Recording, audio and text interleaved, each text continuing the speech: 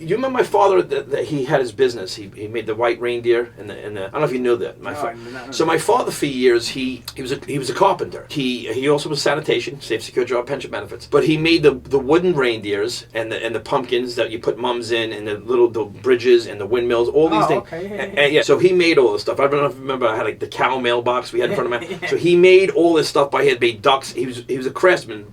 He's an artist, right? So for years we're saying, Dad, you should sell this stuff. One day I'm fed up and I get his stuff. I put it in my car. I got a pumpkin. I got a reindeer. I got some of his stuff, and I just got there was no cell phone at the time, nothing. I got in my car and I went driving down Highland Boulevard, up Clove Road, down Victory, looking for nurseries, looking for flower stores. I went in and every single person said, we're not interested. We can't use it. And then I went into a place on Richmond Avenue, across from the firehouse over there, right?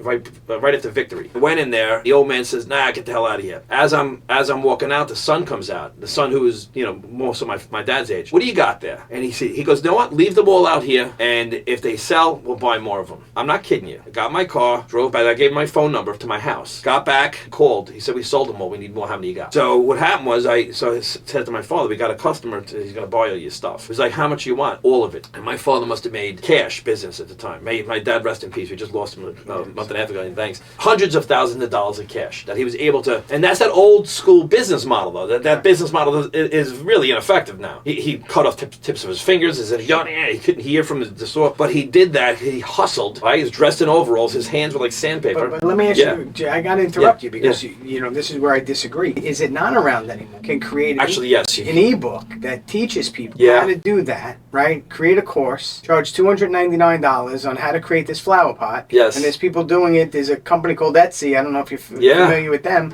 I bought a 4 pieces of 1x6 that were glued together into a little box with a little hole in it, and it said, have a drink on me or something, and you put your solo cups in there with the pen, and you took it out and you wrote your name on it, and the guy's selling them for $25. It doesn't cost him but 60 cents to make that thing if he's buying the wood in bulk. Today, I know wood might be a thing. But so could your father still have operated today from a passive perspective with not having to use the tools? Right, that's why the passive perspective, yes. Well, that was the thing too. I says, you're out here cutting your tips of your fingers off. Right. He was, he was a character. That's what I love about technology today. That 75-year-old man could actually have a side hustle in his basement, creating content for the world to see now, right? No longer do you have to drive up Victory Boulevard, go to Rocco's, get denied by 6 or 7 people. I can put content out there for millions of people to see. Now, are 95% of them going to say, I don't want your product? Yes. But it's the 5% that do say yes. And that's why,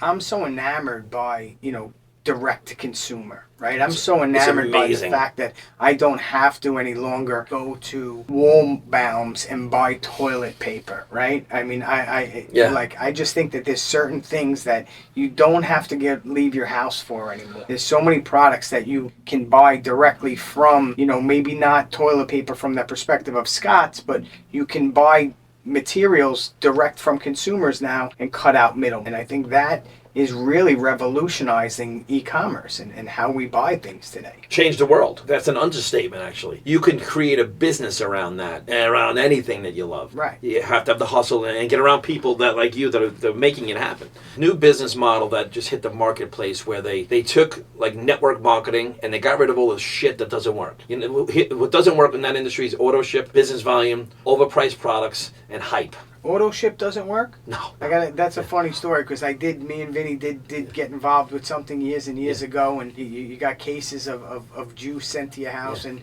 of course I ran to my father and my brother and my sister and my aunt and my uncle, and they all bought in because they were going to help out their nephew or their son So one day I look on my sheet, my father, he disconnected. Yeah.